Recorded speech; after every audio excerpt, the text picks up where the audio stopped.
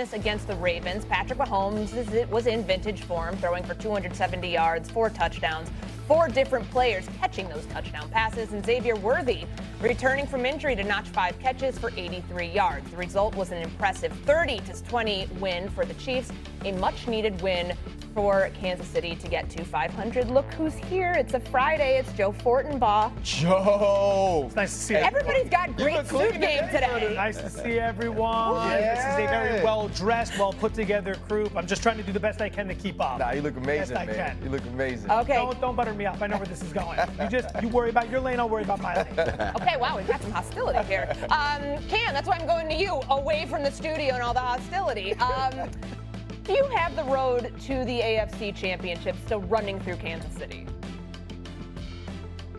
With all due respect, AFC defending champs, respectfully, no.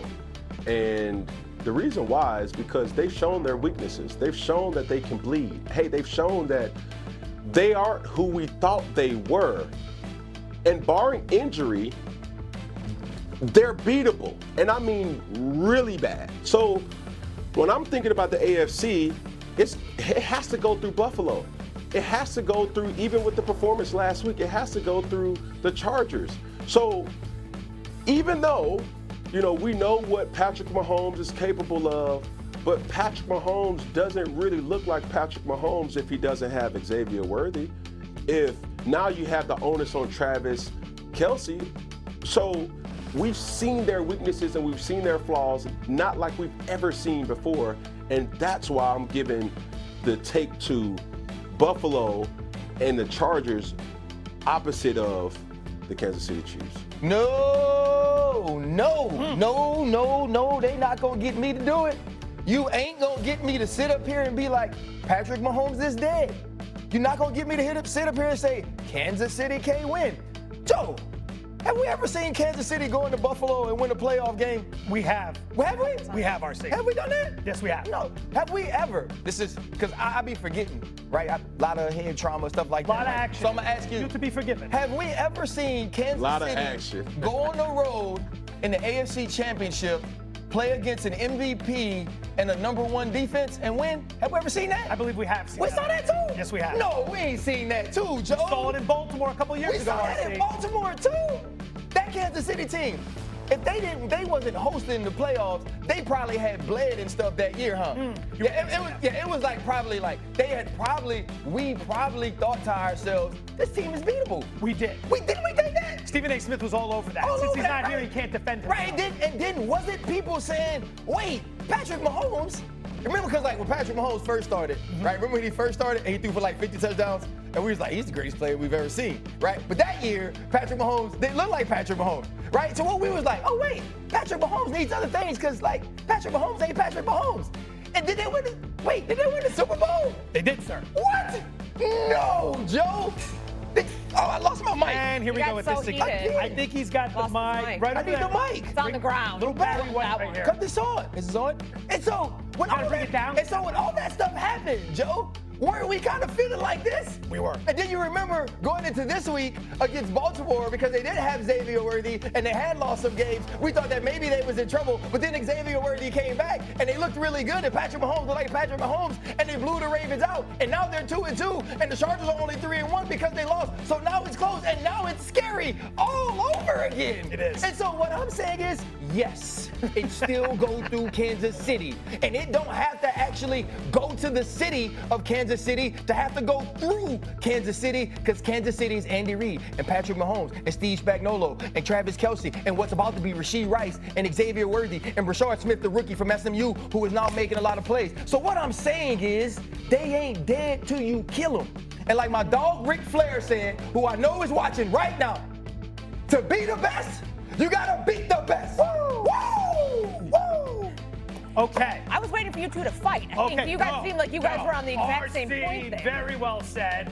Very smart. There's a lot to love about that. Unfortunately, it is incorrect. And right. It does not go through Kansas City. Now, these are all very articulate points, and you're right. What are we going to do? We're going to sit here, and we're going to step all over Kansas City 4 games into the season. A fool's errand, as RC pointed out.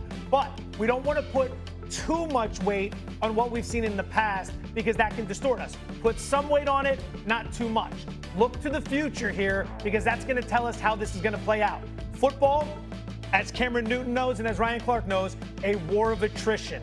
And the war that Kansas City is going to face from now until the end of the season is a very different war than the war Buffalo will face between now and the end of the season. Buffalo has to go through the Jets, the Dolphins, and the Patriots. Kansas City's got to deal with the Chargers, the Broncos, and the Raiders. All right, a little bit of an edge. But throughout the rest of the season, what do we got here? I don't have my glasses on me. We got the Jacksonville game on Monday night. Say what you want about the Jags, number 2 in defensive EPA. We got the Lions. We got the Commanders. We got a road game with the Bills. We got the Colts. We got the Chargers. We got 2 with the Broncos. Point is, how much is left in that tank by the end of the season when you go face a rested Bills team in Orchard Park? I would say it goes through Buffalo. Respectfully, of course. Respectfully. I was thinking. Didn't Cam just tell us when people say respectfully what they That's what mean? I was going to say. Cam started by saying respectfully, too. Yeah, Cam so said like, that would respectfully. be- Cam just told us. He also said respectfully. I just took notes that if you say respectfully, it means disrespectfully. So you're saying that it goes through Buffalo. Disrespectfully. I meant disrespect towards RC, not towards Buffalo. You have to understand, I married into Bills Mafia. I enjoy sleeping in my own bed at night. Does that make me a homer? No. It makes me someone who enjoys sleeping in their own Well, bed. what about all right, so let's break that down a little bit. What about the way that Buffalo's winning games right now? To start out 4-0, what you've seen from them at home, on the road, versus what you've seen from Kansas City in a 2-2 start. How does that factor into your decision? 3 double-digit wins for the Bills. Last week looked bad against the Saints, and they still won by double digits. But it's the Saints. There are concerns about the defense, Courtney Cronin. Yes. I thought we were going to be going to commercial there, and I wasn't have to deal with any pushback. I thought I was going to be able to just ride the momentum into commercial. This is a huge problem for me now. But that said, there are problems with the defense, and we have seen in the biggest spots, Allen shows up, the rest of the team chokes. Time and time again, to your point. I just think Kansas City has such a war coming forward with what we've already seen. 4 Super Bowls in the last 5 years. Those bodies, that's a lot to put on a body. Cam, get back in here. Help me out. Let me say less. Tag me in, Ric Flair. Oh, my fault, RC. Hit me. So what I'm saying is this. When you're thinking about the Buffalo Bills, Josh Allen is the tempo. And you just said it, Joe. As good as Josh plays, that's how Buffalo plays. Well, you can't say that about this Kansas City Chiefs team because it's so reliant on the skill set around them. Travis, or should I say El Travador, is not what El Travador used to be. He needs help. He needs Rashee Rice.